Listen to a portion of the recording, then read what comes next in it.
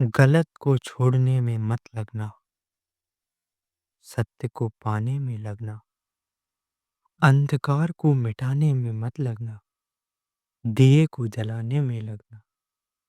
S धम्मो सनातन, यही परमात्मा से प्रेम है। अहो विकल्पितं विश्वम् ज्ञानान्मयीं भासते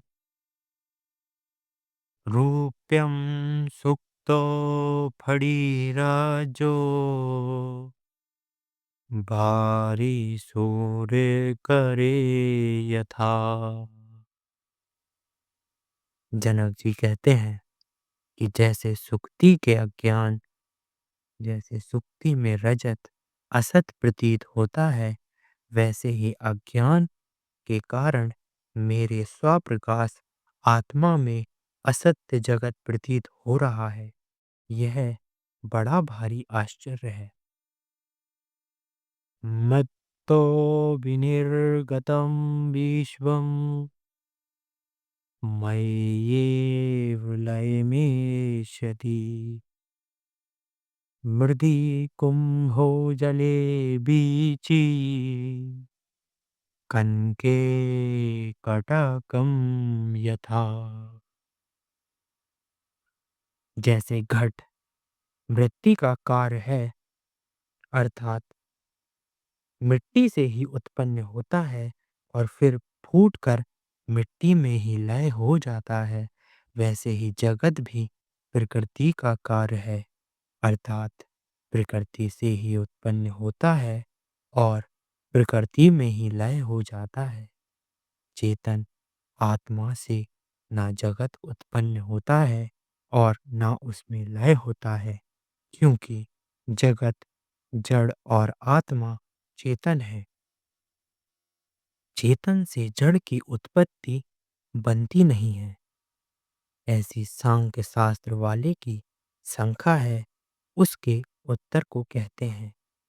सांख्य शास्त्र वाले परिणामवादी हैं और पूर्व वाली अवस्था से अवस्थान तरता को प्राप्त होने का नाम ही परिणाम है।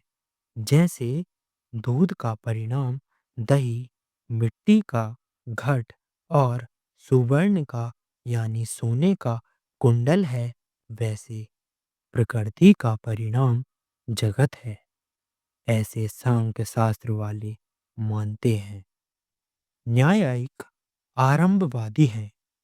अन्य वस्तु से अन्य वस्तु की उत्पत्ति का नाम आरंभवाद है।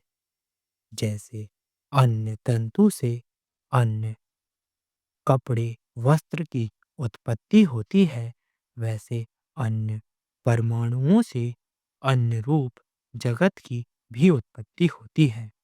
वेदांती का तो विवर्तवाद है, जो एक ही वस्तु अपनी पूर्व वाली अवस्था से अन्य अवस्था करके प्रतीत होए, उसी का नाम विवर्त है।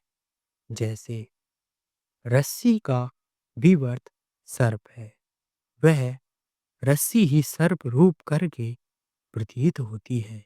यदि जगत ब्रह्मा का परिणाम माना जाए, तब तो दोष आए कि चेतन से जड़ कैसे उत्पन्न होता है और कैसे जगत चेतन में लय हो जाता है।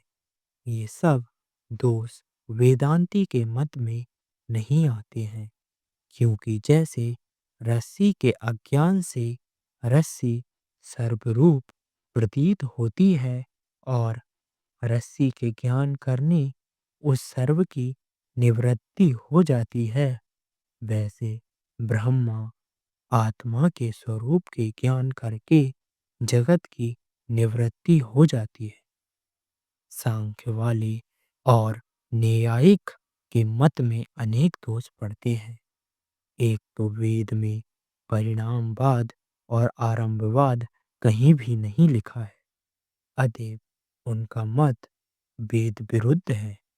दूसरे युक्तियों से भी परिणामवाद और आरंभवाद सिद्ध नहीं होता है, क्योंकि घट मिट्टी का परिणाम नहीं है और ना स्वर्ण का परिणाम कुंडल हो सकते हैं। उत्पत्ति काल में भी घट मिट्टी का रूप ही है।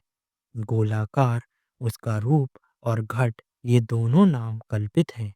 यदि घट से मिट्टी निकाल दी जाए तब घट का कहीं पता नहीं लग सकता है।